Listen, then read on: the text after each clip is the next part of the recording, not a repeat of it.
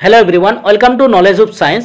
आज এই ভিডিওটোত আমি তোমালোকৰ কাৰণে ক্লাস 9 সায়েন্সৰ কেইটামান এক্সপেক্টেড এমসিকিউ কোৱেশ্চন লৈ আহিছো যিবোৰ তোমালোকৰ এক্সামত আহিব পাৰে। সো এইবোৰৰ পৰা তোমালোকৰ ফাইনাল এক্সামত কোৱেশ্চন আহিব পাৰে। সো তোমালোকে এইবোৰ কোৱেশ্চন প্ৰেক্টিস কৰি যাবা আৰু এনেকৈ আমি তোমালোকক ভিডিও দি যাম আৰু আমি তোমালোকক ম্যাথমেটিক্সৰ ভিডিও ইতিমধ্যে দিলু। तार पिছত তোমালোকক সোশিয়াল সায়েন্সৰ কাৰণে আমি ভিডিও বনাই আছো। তো এনেকৈ আমি তোমালোকক এমসিকিউৰ ভিডিও দি যাম আৰু তোমালোকৰ ইম্পৰ্টেন্ট কোৱেশ্চন তাৰ পিছত যেনেকৈ ধৰণৰ তোমালোকক ফাইনালৰ কাৰণে লাগে গোটেইখিনি আমি তোমালোকক দি যাম।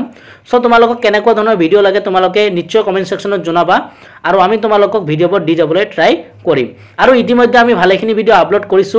যদি কোনোবাই নতুন বা তোমালোকে চোৱা নাই তেনেহলে আমাৰ চেনেলত গৈ তোমালোকে চাই লবা আৰু যদি চেনেলটো নতুন তেনেহলে তোমালোকে আমাৰ চেনেলটো সাবস্ক্ৰাইব কৰি ৰাখিবা। তেনেহলে আজি ভিডিওটো আমি স্টাৰ্ট কৰিছো। তো এক নম্বৰ কোৱেশ্চনটো চোৱা কি দিয়া আছে, একেবাৰে সহজ কোৱেশ্চন যে বৰফৰ গলনাঙ্ক কিমান। তো বৰফৰ গলনাঙ্ক হল অপশন নম্বৰ সি 273.16 কেলভিন। একেবাৰে সহজ কোৱেশ্চন, আশা কৰিছো এটো সকলোৱে জানা। এতিয়া আমি নেক্সট কোৱেশ্চনটো লৈ আগবাঢ়িছো। দুই নম্বৰ কোৱেশ্চনটো চোৱা কি দিয়া আছে। দুই নম্বৰ কোৱেশ্চনটো দিয়া আছে কষ কোনে আবিষ্কাৰ কৰিছিল। এ নম্বৰ দিয়া আছে ৰবাৰ্ট হুক, বি নম্বৰ দিয়া আছে ৰবাৰ্ট ব্ৰাউন, সি নম্বৰ দিয়া আছে পাৰ্কিনজি আৰু ডি নম্বৰ দিয়া আছে লিভেন হুক। তো এইটো এটা ইজি কোৱেশ্চন যে কষ কোনে আবিষ্কাৰ কৰিছিল। ৰবাৰ্ট হুকে কষ আবিষ্কাৰ কৰিছিল। তো এই শুদ্ধটো হ'ব অপশন নম্বৰ এ। নেক্সট 3 নম্বৰ কোৱেশ্চনটো চোৱা কি দিয়া আছে। 3 নম্বৰটো দিয়া আছে পেশী আৰু অস্থিক সংযোগ কৰা কলা হৈছে। এ নম্বৰ সংযোজক কলা, বি নম্বৰ মেদ কলা, C number ligament, D number tendon. তো ইয়াৰ উত্তৰটো কি হ'ব অপশন নম্বৰ ডি টেন্ডন।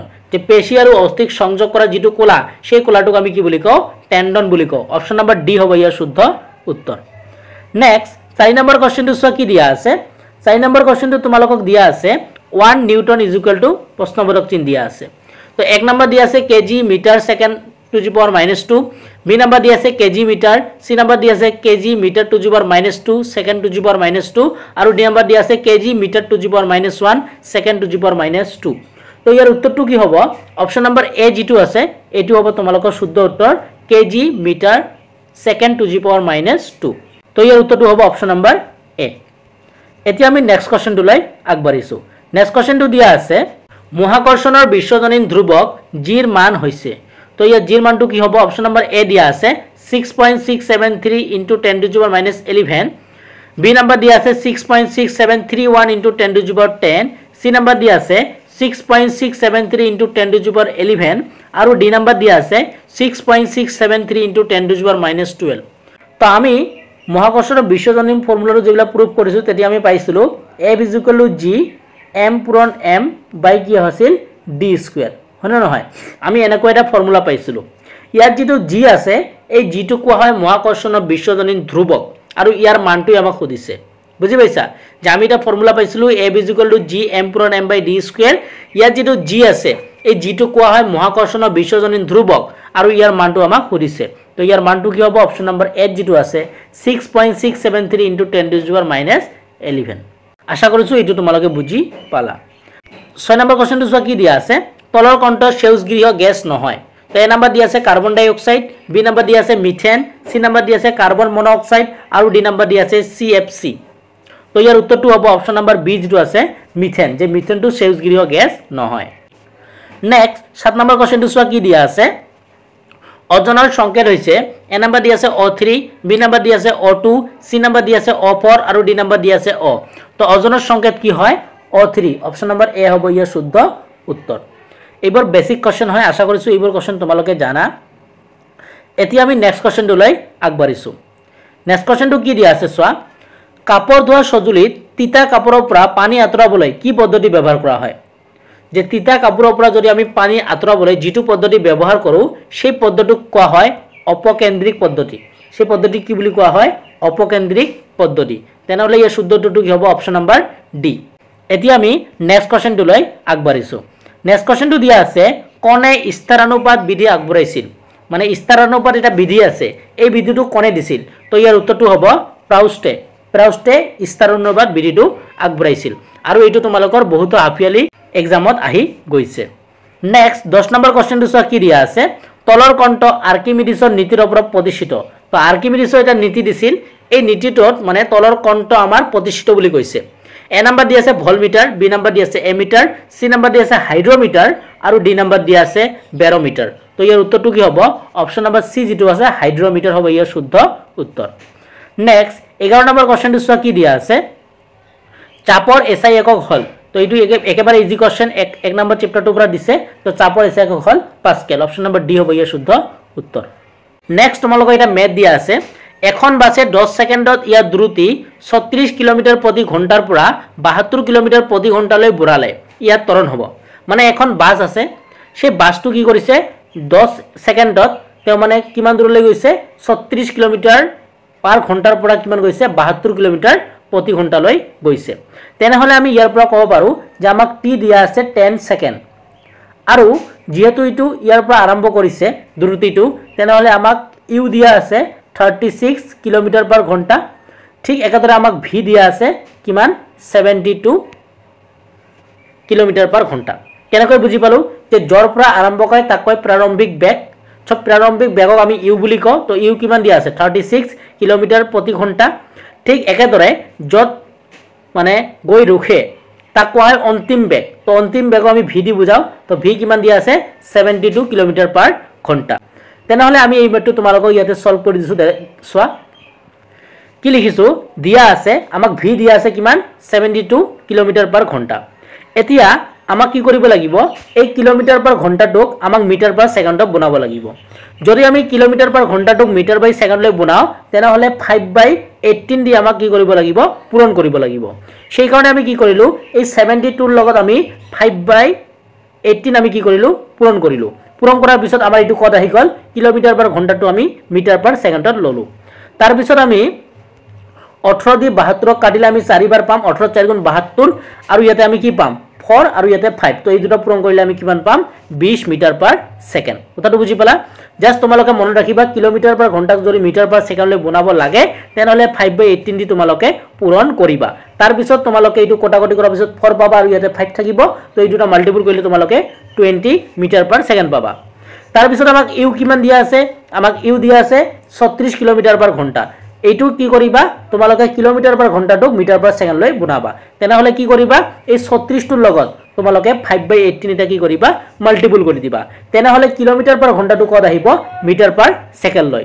তাৰ পিছত তোমালোকে এইটো কটাকটি কৰা তেনেহলে কিমান পাবা 18 2 গুণ 36 হয় না নহয়? তেনেহলে কি পাবা 2 পূৰণ 5 পাবা। তেনেহলে এইটো যদি মাল্টিপল কৰা তেনেহলে তোমালোকে কিমান পাবা 10 মিটাৰ পাৰ সেকেন্ড পাবা। তো আমি ভি পালো 20 মিটাৰ পাৰ সেকেন্ড আৰু আমি ইউ পালো 10 মিটাৰ পাৰ সেকেন্ড। এতিয়া আমি এটা ফৰ্মুলা জানো, যে আমি জানো কি ফৰ্মুলা জানো, a = v - u/t। তেনেহলে আমি ইয়াতে ভি কিমান পালো, আমি ভি পালো 20 মিটাৰ পাৰ সেকেন্ড পালো। তো আমি ইয়াতে কি বহালো 20 বহাই দিলো, ইয়াতে আমি 20 বহাই দিলো। আৰু ইউ কিমান পালো আমি 10 মিটাৰ পাৰ সেকেন্ড পালো। তো ইয়াতে আমি 10 বহাই দিলো। তাৰ পিছত আমি ওপৰটো মাইনাস কৰিলো। তো মাইনাস কৰিলে আমি কিমান পাম 10 পাম আৰু তলত কি থাকিব 10 থাকিব। তো তলত আমি 10 টো লিখি দিম। তাৰ পিছত যদি এইটো আমি কটাকটি কৰো তেনেহলে 1 পাম। তো ইয়াৰ উত্তৰটো কি হ'ব 1 মিটাৰ পাৰ সেকেন্ড স্কয়াৰ। আকৌ এবাৰ কৈছো কি কৰিলো, আমাক ভি দিয়া আছে 72 কিলোমিটাৰ পাৰ ঘণ্টা। এই কিলোমিটাৰ ঘণ্টাটোক আমি মিটাৰ পাৰ সেকেন্ডলৈ বনালো, বনাৰ পিছত আমি 20 মিটাৰ পাৰ সেকেন্ড পালো। তাৰ পিছত আমাক ইউ দিয়া আছে 36 কিলোমিটাৰ পাৰ ঘণ্টা। কিলোমিটাৰ পাৰ ঘণ্টাটোক আমি মিটাৰ পাৰ সেকেন্ডলৈ বনালো, কেনেকৈ 5/18 দি আমাক কি কৰিব লাগিব পূৰণ দিব লাগিব। তাৰ পিছত আমি কটাকটি কৰাৰ পিছত কিমান পালো 10 মিটাৰ পাৰ সেকেন্ড। তাৰ পিছত আমি এটা ফৰ্মুলা জানো, কি ফৰ্মুলা a = v - u/t। তো ইয়াতে আমি ভিৰ মান বহাই দিলো, তাৰ পিছত ইউৰ মান বহাই দিলো, তাৰ পিছত টিৰ মান বহাই দিলো। টিৰ মান কিমান দিয়া আছিল আমাক চোৱা, টিৰ মান কিমান আছিল 10 সেকেন্ড। তো টিৰ জায়গাত আমি কি বহালো 10 বহাই দিলো। তাৰ পিছত এইটো আমি কটাকটি কৰাৰ পিছত কিমান পালো 1 পালো। তো ইয়াৰ উত্তৰটো কি হ'ব 1 মিটাৰ পাৰ সেকেন্ড স্কয়াৰ। কিয় মিটাৰ পাৰ সেকেন্ড স্কয়াৰ হল, কাৰণ ত্বৰণৰ এছআই একক কি হয় মিটাৰ পাৰ সেকেন্ড স্কয়াৰ হয়। বুজি পালা? সেই কাৰণে আমি কি লিখিলো মিটাৰ পাৰ সেকেন্ড স্কয়াৰ। তো ইউনিটটো তোমালোকক লিখিব লাগিব। তো ইয়াৰ উত্তৰটো কি হ'ব 1 মিটাৰ পাৰ সেকেন্ড স্কয়াৰ। তো এইটো কত আছে চোৱা, অপশন নাম্বাৰ আমাৰ দিয়া আছে, অপশন নাম্বাৰ ডি দিয়া আছে 1 মিটাৰ পাৰ সেকেন্ড স্কয়াৰ। তো অপশন নাম্বাৰ ডি হ'ব ইয়াৰ শুদ্ধ উত্তৰ। এই কোৱেশ্চনটো তোমালোকৰ 1 মাৰ্কৰ কাৰণে নাহি, তোমালোকৰ 2 বা 3 মাৰ্কৰ কাৰণে আহিব পাৰে। সেই কাৰণে মই গোটেইখিনি তোমালোকক কৰি দিলো যাতে তোমালোকে এইটো পৰীক্ষাত বেছি মাৰ্কৰ কাৰণে আহিলেও কৰিব পাৰা। আশা কৰিছো বুজি পাইছা। যদি কিবা ডাউট থাকে তোমালোকে ভিডিওটো আকৌ এবাৰ চাবা। নেক্সট 13 নম্বৰ কোৱেশ্চনটো চোৱা কি দিয়া আছে, সুষম বেগত গতি কৰি থকা বাছ এখনৰ ত্বৰণৰ মান তো সুষম বেগত যদি বাছ এখন গতি কৰি থাকে তেনেহ'লে তাৰ সৰণটো কি হ'ব অবভিয়াসলি শূন্য হ'ব তো অপশন নাম্বাৰ এ হ'ব ইয়াৰ শুদ্ধ উত্তৰ নেক্সট 14 নম্বৰ কোৱেশ্চনটো কি দিয়া আছে চোৱা জিৰ মান হল তো জিৰ মান কিমান হয় 9.8 মিটাৰ পাৰ সেকেন্ড স্কয়াৰ তো অপশন নাম্বাৰ সি হ'ব ইয়াৰ শুদ্ধ উত্তৰ নেক্সট 15 নম্বৰ কোৱেশ্চনটো চোৱা কি দিয়া আছে m ভৰৰ বস্তু এটাই v বেগেৰে গতি কৰিলে বস্তুটোৰ ভৰবেগ হ'ব তো আমি কি জানো ভৰবেগ পৰ ফৰ্মুলা এটা জানো কি ফৰ্মুলা p mv তো ভৰবেগ এইটো ফৰ্মুলা হয় তো m ভৰৰ বস্তু কৈছে তো m আৰু v বেগেৰে গৈ আছে তো v তেনেহলে আমি কি পাম p mv তেনেহলে p টো কি বুজায় ভৰবেগ m টো কি বুজায় ভৰ আৰু v টো কি বুজায় ভেলোসিটি বুজি পাইছা মানে বেগ অসমীয়াত কলে বেগ তেনেহলে ইয়াৰ উত্তৰটো কি হ'ব mv অপশন নাম্বাৰ সি হ'ব ইয়াৰ শুদ্ধ উত্তৰ যেহেতু আমি পাও p